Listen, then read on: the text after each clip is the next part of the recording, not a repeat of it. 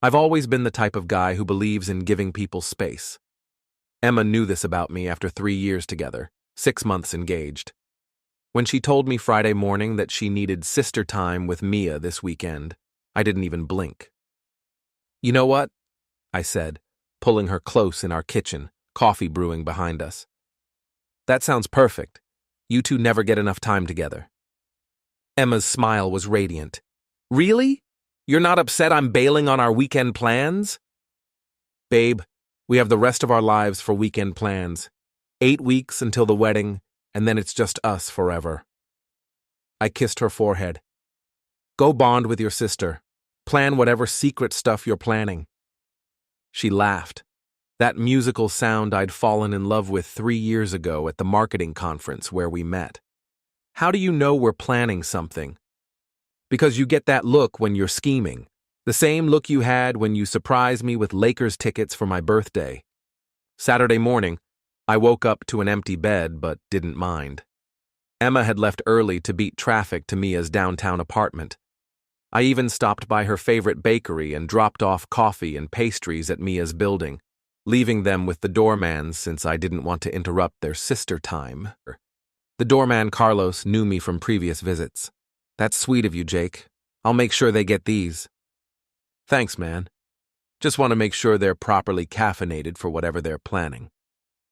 I spent Saturday productively, hit the gym, meal prepped for the week, worked on some code for a freelance project.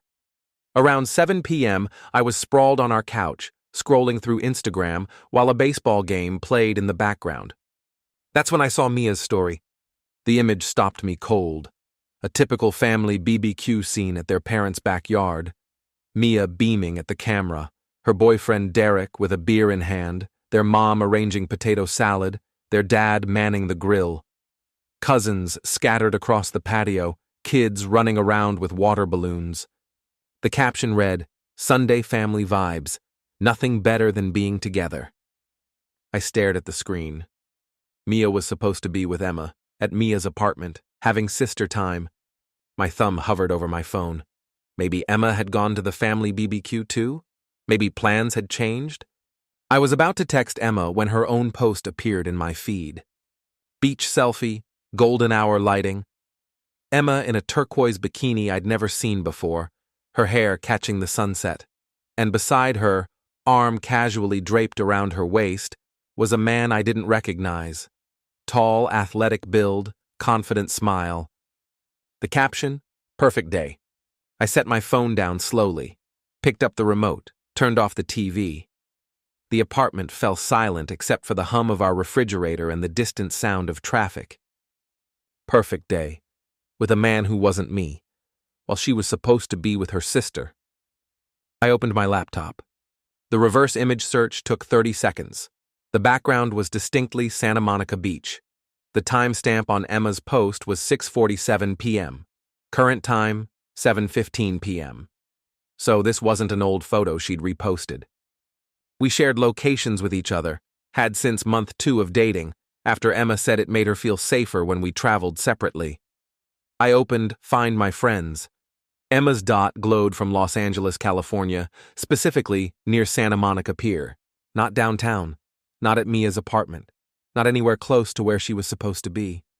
I took a screenshot of the location, then another of her beach photo, then one of Mia's family BBQ post, noting the timestamp that proved Mia wasn't with Emma. My hands weren't shaking, my heart wasn't racing. I felt oddly calm, like I was debugging a piece of code. Problem identified. Now to gather more data. I called Nonna's, the Italian restaurant where Emma said she and Mia were planning to have dinner Saturday night. The hostess was friendly when I explained I was checking on our reservation. "I'm sorry, sir. I don't see any reservations under Emma Martinez or Mia Martinez for tonight. Are you sure it was for today?" "Maybe it was under a different name. Martinez Party of Two? Let me check. No, I don't see anything similar. Would you like to make a reservation?" "No, thank you. I think there was some confusion." Confusion, right. I zoomed in on Emma's beach photo, studying the man beside her, something familiar about his face. I'd seen him before, but where? Then it clicked. Marcus Brooks, Emma's former co-worker from her previous job at the digital agency. The one who'd moved to LA for better opportunities about 8 months ago. The one Emma had mentioned maybe twice since then, always in passing. I found his Instagram easily enough. His latest post was from 4 hours ago, a video of him surfing at Santa Monica. In the background, visible for just a moment, was a woman in a turquoise bikini walking along the shore.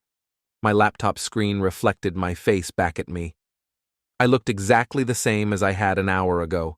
Same brown hair that needed a trim, same wire-rimmed glasses, same calm expression I wore when concentrating on code. But something fundamental had shifted. I called Mia's number. "Jake." Her voice was bright, maybe a little too bright. "How's your Saturday?" Good, just checking in. Is Emma around?" There was a pause, just a beat too long. "Emma? Why would Emma be around? Isn't she staying with you this weekend? Sister time?" Another pause. I could hear Derek's voice in the background, then the sound of Mia moving to a quieter space. "Oh, right, sister time. She's in the shower right now. Can I have her call you back?" I stared at my laptop screen, which still showed Emma's location dot firmly planted in Los Angeles, 400 miles away. "Actually, Mia, I saw your Instagram story. The family BBQ looks fun." Silence, then a shaky breath. "Jake, how long has this been going on?" "What do you mean?" "How long has Emma been using you as an alibi?" The silence stretched until I thought the call had dropped. "Mia, she made me promise not to say anything."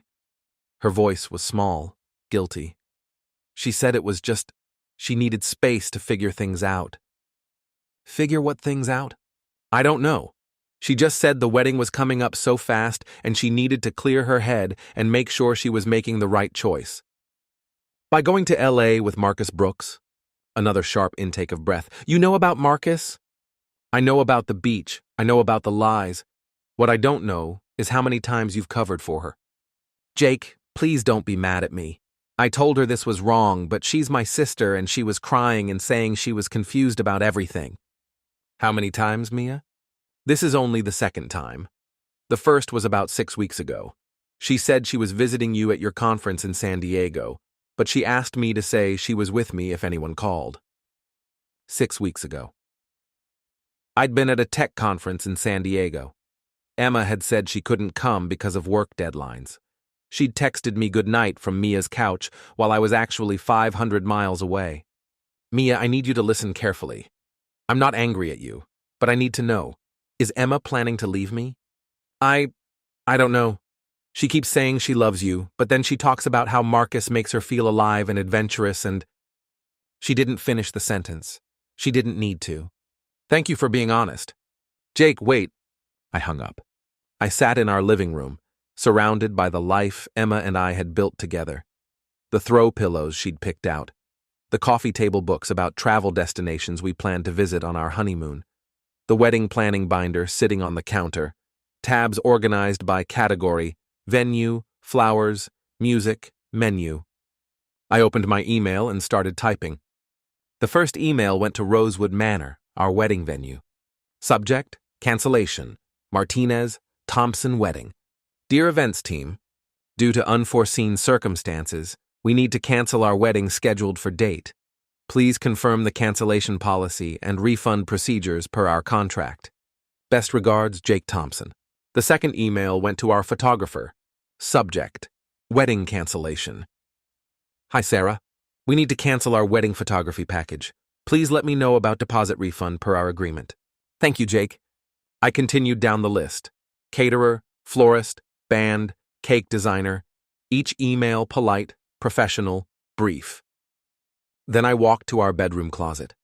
Emma's wedding dress hung in its protective garment bag, a vision in ivory silk and delicate lace that had cost more than my car payment. She'd cried when she found it, said it was perfect, said she couldn't wait for me to see her walking down the aisle in it. I lifted it carefully from the closet, along with its original box and packaging materials that Emma had saved just in case. I laid everything out on our bed with the same precision I brought to my code. As I folded the dress back into its original configuration, my phone buzzed with a text from an unknown number. "Hey man, this is Derek, Mia's boyfriend. She's really upset. Just wanted you to know she feels terrible about lying. Emma put her in an impossible position. I typed back, I know. I don't blame Mia. Thanks for reaching out. What are you going to do? I looked at the wedding dress, now perfectly refolded in its box. The right thing.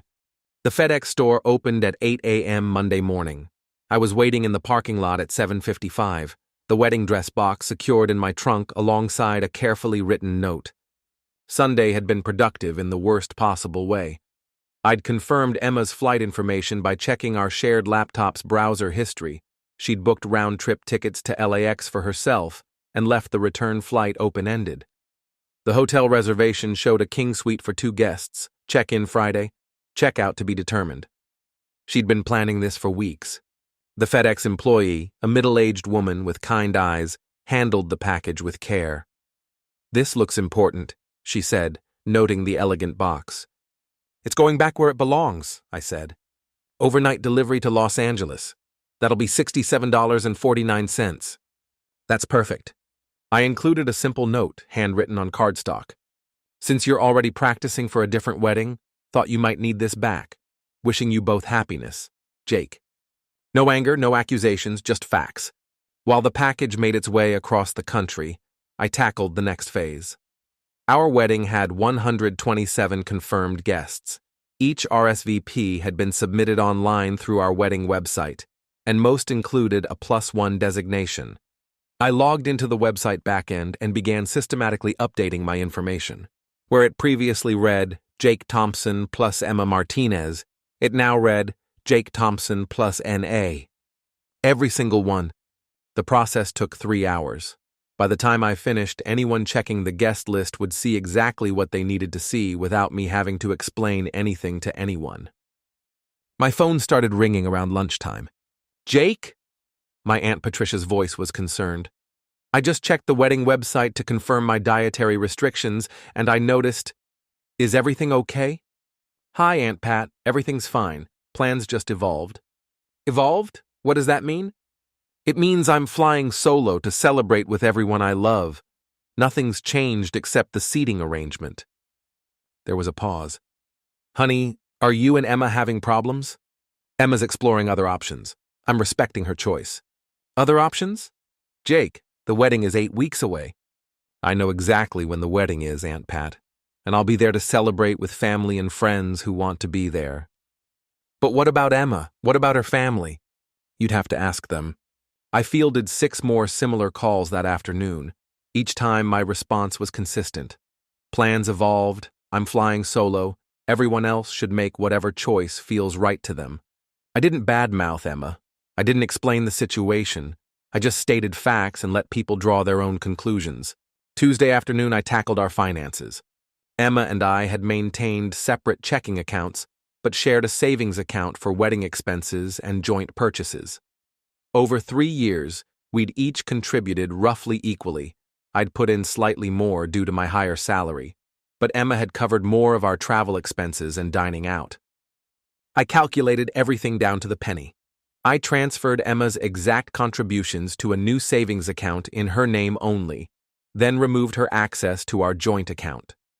The wedding fund, built equally by both of us, I divided precisely in half. Her half went to her new account. My half stayed with me to handle the cancellation fees I was already accumulating. Our shared credit card was trickier. I called the bank and explained that I needed to remove an authorized user due to a change in relationship status. They required Emma's verbal consent, which she obviously couldn't provide since she was still posting beach photos with Marcus. "I understand the process," I told the customer service representative. "I'll have her call when she's available." What I actually did was cancel the card entirely and open a new account. When Emma tried to use the old card, it would simply decline. She had her own credit cards and bank accounts. She'd figure it out. Wednesday evening, my phone rang. Emma's parents. "Jake!" Maria Martinez's voice was strained. "We need to talk to you. Can you come over?" "Is everything okay? We received something in the mail today. Something that doesn't make sense." I drove to their house in suburban San Diego, the same house where Emma had grown up, where I'd shared countless family dinners and holiday celebrations. They'd welcomed me like a son, I genuinely looked forward to officially becoming part of their family. Maria opened the door before I could knock. Her husband Roberto stood behind her, holding an envelope. "Jake, what is this?" Roberto's voice was confused, not angry. He handed me the envelope. Inside was a photocopy of the wedding dress receipt and a note. "Ask your daughter about her weekend plans." I studied the paper. I hadn't sent this. "I didn't send this to you," I said honestly. "Then who did?" Maria asked. "And what does it mean about Emma's weekend plans?" I sat down on their familiar couch, where I'd watched countless football games with Roberto, where Emma and I had announced our engagement 18 months ago. "When did you last talk to Emma?" "Friday morning," Maria said. "She called to say she was spending the weekend with Mia, something about sister bonding before the wedding." "Did you talk to Mia this weekend?" Roberto nodded. "We saw her at Sunday dinner. She seemed nervous, kept checking her phone." I pulled out my own phone and showed them Emma's Instagram post from Saturday, the beach selfie with Marcus. Maria's hand flew to her mouth. "Who is that man?" "Marcus Brooks, Emma's former co-worker. He lives in Los Angeles now." "But she was supposed to be with Mia." "I know." Roberto studied the photo, then looked at me with the same analytical expression Emma had inherited from him. "Jake, what's going on?" I explained everything. The conflicting social media posts, the location data, the conversation with Mia, the planned trip I'd discovered on our laptop. When I finished, the living room was silent except for the tick of their grandfather clock. "How long have you known?" Maria asked quietly. "Since Saturday night." "And you haven't talked to her?" "She's made her choice. I'm respecting it." Roberto leaned forward. "But you love her." "I love who I thought she was. This person who lies to her sister, to her parents, to her fiancé. I don't know this person." Maria started crying softly. "I don't understand. She's been so excited about the wedding. She shows me her Pinterest boards every week, talks about your honeymoon plans." Maybe she was excited about the idea of a wedding. That's different from being excited about a marriage. "What are you going to do?" "I've already done it. The wedding is canceled. Emma can make whatever choices she wants, but she'll make them without me." Roberto's phone buzzed. He glanced at it, then showed it to Maria. Her face went pale. "What is it?" I asked. "Text from Mia. She says Emma just called her, crying and screaming about someone sending you a wedding dress. She wants to know what's happening." I felt oddly calm. "Emma got my package." "You sent her the wedding dress?" "I sent it back to where she is, in Los Angeles, with Marcus." Maria looked at me like I was a stranger. "Jake, that's very cold." "Is it? Or is it practical? She's clearly moved on. Why would she need a wedding dress for a marriage that isn't happening?" My phone started buzzing, Emma's name on the screen. I declined the call. It immediately started ringing again. "Aren't you going to answer?" Roberto asked. "What would be the point?" The phone rang 4 more times. Then the voicemail started. I didn't listen to them. Thursday morning, I implemented the final phase. I'd been thinking about social media strategy like a marketing problem. Emma was skilled at managing her image online. Her Instagram was carefully curated, her Facebook posts always positive and engagement-focused.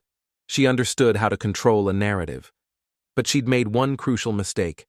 She'd posted evidence of her deception publicly, where anyone could see the timeline and draw conclusions. I crafted a single Facebook post, keeping it simple and dignified. Believing in people is beautiful. Learning who they really are is wisdom. Moving forward.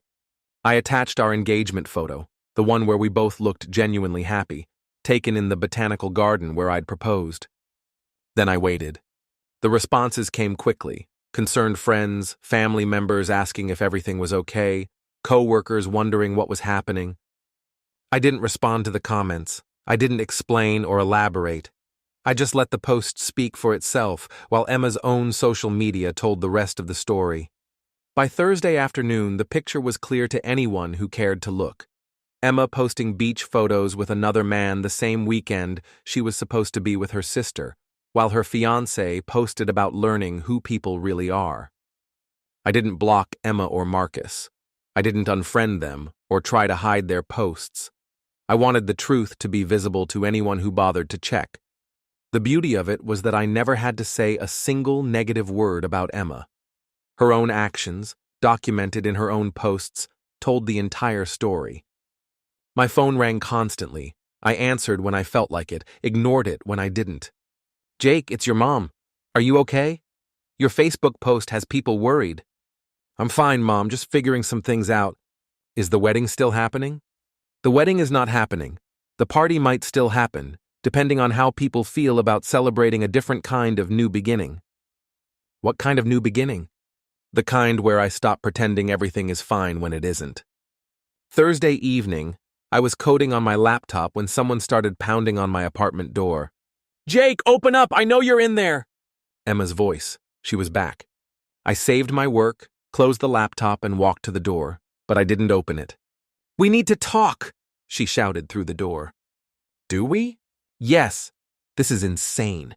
You can't just cancel our entire wedding because of one misunderstanding." "I didn't cancel our wedding, Emma. I canceled my participation in a ceremony that was based on a lie." "It wasn't a lie, it was just, I needed space to think." "You got space. You got a whole weekend in Los Angeles with Marcus. How did that work out for you?" I heard her lean against the door. When she spoke again, her voice was quieter, more vulnerable. "Jake, please open the door. Let me explain." "Explain what? That you've been planning secret trips with your ex-coworker? That you've been using your sister to cover for you? That you've been lying to your parents, to me, to everyone?" "I can explain all of that if you just let me in." I sat down on my couch, looking at the door but not moving toward it. "I'm listening, Emma. The door doesn't need to be open for you to talk." "This is ridiculous!" Emma's voice carried through the door, frustration overtaking vulnerability. "I'm not having this conversation through a piece of wood." "Then don't have it." I heard her footsteps as she paced in the hallway. Our neighbors would probably complain about the noise, but I didn't care. Let them hear exactly who Emma was when she didn't get her way. "Fine," she snapped. "You want to do this the hard way? Marcus and I didn't sleep together." "Okay." "That's it? Just okay?" "I believe you. You probably didn't sleep together. You probably just spent the weekend holding hands on the beach, sharing romantic dinners, and pretending you were single. Much better." "It wasn't romantic, it was closure." I almost laughed. "Closure from what? You two barely dated when you worked together. We had feelings for each other. When he moved to LA, we never got to explore what could have been. I needed to know before I committed to you forever." "And now you know." Silence. Then softer, more desperate. "Now I know that what we have is real. What Marcus and I had was just fantasy. Jake, please, I chose you. I came back to you." "You came back because Marcus didn't choose you." I heard her sharp intake of breath through the door. "That's not true." "Isn't it? If Marcus had asked you to stay in LA, to start over with him, would you be standing in this hallway right now?" She didn't answer. "Emma, I already know about the open-ended return flight. I know you booked the hotel room for an indefinite stay. This wasn't a weekend to get closure. This was a trial run for a completely different life. How do you know about the flight?" "Because you booked it on our shared laptop, and you're not as careful about hiding things as you think you are." The pacing stopped. When she spoke again, her voice was small, defeated. "So you've been spying on me?" "I've been paying attention. There's a difference." "Jake, please. I made a mistake. I was scared about the wedding, about forever, and I panicked. But I'm here now. I'm choosing us." "You're choosing us because your other option didn't work out. That's not the same thing." "That's not fair." "Fair?" The word came out sharper than I intended. "You want to talk about fair?" Fair would have been telling me you were having doubts instead of sneaking off to LA with another man. Fair would have been honest communication instead of using your sister as an accomplice in lying to everyone who loves you. "I was trying to protect you." "From what?" "From seeing me confused and uncertain, from knowing I was having doubts. So instead you decided to lie to me until you figured out which option made you happier." "It wasn't like that." "Then tell me what it was like." I heard her slide down the door, sitting in the hallway. When she spoke, her voice was muffled, like she was talking into her knees. "I was terrified. The wedding kept getting closer, and I kept thinking about how this was forever, how I'd never be with anyone else, never experience anything else. And then Marcus started calling, and he reminded me of who I used to be before I became half of a couple. Who you used to be? Yes, independent, adventurous, someone who took risks. And you can't be that person with me. I didn't think I could. You're so steady, so planned out. Everything with you is logical and thoughtful and safe. Safe is bad? Safe is not bad. Safe is wonderful. Safe is exactly what I should want. But I was 23 when we met, Jake. I've never been with anyone else as an adult. I've never traveled alone or made impulsive decisions or done anything just because it felt exciting. I understood now. This wasn't really about Marcus. It was about Emma realizing she'd never been single as an adult, never explored who she was outside of our relationship. So you decided to explore with Marcus. I decided to see what it felt like to be that person again, just for a weekend. And it felt hollow. Exciting at first, but then just empty, like I was trying on clothes that didn't fit anymore. But you stayed the whole weekend. I was embarrassed and confused, and I kept thinking maybe if I gave it more time it would feel right. Did it? It felt like I was pretending to be someone I'm not anymore. I sat in my living room, staring at the door between us, processing what she'd told me. Part of me understood her fear. Part of me even sympathized with her panic about forever. But understanding and forgiving were different things. Emma, I get it. I understand being scared about forever. I understand wanting to know who you are as an individual. Then you understand why I needed to do this. I understand why you were scared. I don't understand why you chose deception instead of conversation. Because I was afraid you'd break up with me for having doubts. So instead you gave me reasons to break up with you for lying. She was quiet for a long moment. What do you want me to do, Jake? How do I fix this? You can't. What do you mean I can't? People work through infidelity all the time. This wasn't just infidelity, Emma. This was a complete breakdown of trust. You didn't just betray our relationship. You made your sister complicit. You lied to your parents. You manipulated everyone around you to enable your deception. I was scared. And instead of talking to me about being scared, you built an elaborate lie involving multiple people and secret trips and backup plans in case your experiment didn't work out. I never meant for it to go this far, but it did go this far. And now I know that when things get difficult, when you're scared or uncertain, your instinct isn't to communicate with me. It's to lie to me while you explore other options. I heard her crying now, soft sounds that would have broken my heart a week ago. So what happens now? She asked. Now you figure out who you are and what you want without using me as a safety net. Jake, please. Emma, I need you to listen to me very carefully. I loved you. I loved the life we were building together. But I can't be with someone who responds to relationship challenges by lying and cheating. I told you we didn't sleep together. Cheating isn't just physical, Emma. You had an emotional affair. You made plans for a different future. You tested the waters with someone else while keeping me as backup in case it didn't work out. That's not what I was doing. Then what were you doing? She didn't answer. Emma, I'm not angry anymore. I'm just done. Done being the safe choice. Done being the backup plan. Done being with someone who sees our relationship as a limitation instead of a foundation. Don't say that. Please don't say that. I'm saying it because it's true, and because you deserve to be with someone who makes you feel adventurous and alive, and I deserve to be with someone who doesn't see loving me as settling. I heard her stand up, heard her lean against the door. What if I said I was wrong? What if I said I know now that what we have is special and I want to fight for it? I'd say it's too late. Why? Because I can't trust you anymore. And without trust, we don't have anything worth fighting for. My phone started buzzing on the coffee table. Emma's parents. I answered. Jake, where are you? Maria's voice was frantic. Emma called us crying, saying you won't talk to her, saying the wedding is definitely off. The wedding is off. But she says she wants to work things out. She says she made a mistake and she's sorry. I'm sure she is sorry. Then why won't you give her another chance? I looked at the door, behind which Emma was probably listening to every word. Because sorry doesn't rebuild trust, Maria, And because Emma needs to figure out who she is and what she wants without me, this is better for both of us. You're making a mistake, Jake. People make mistakes. That doesn't mean you throw away 3 years. I'm not throwing away 3 years. I'm acknowledging that 3 years wasn't enough for Emma to be sure about me, and that's okay. But I'm not going to spend the rest of my life wondering when the next time will be that she needs to find herself with someone else. Emma loves you? I believe she does, but she loves the idea of adventure and independence more, and that's her right. I just won't be part of the comparison anymore. I hung up and set the phone aside. Jake? Emma's voice was quiet now, defeated. I'm here. I know you're right. About all of it.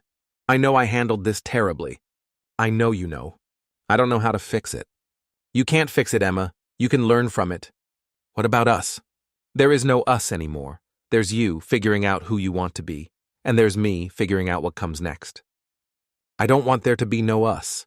I know, but wanting something doesn't make it possible. I heard her phone buzz, then buzz again.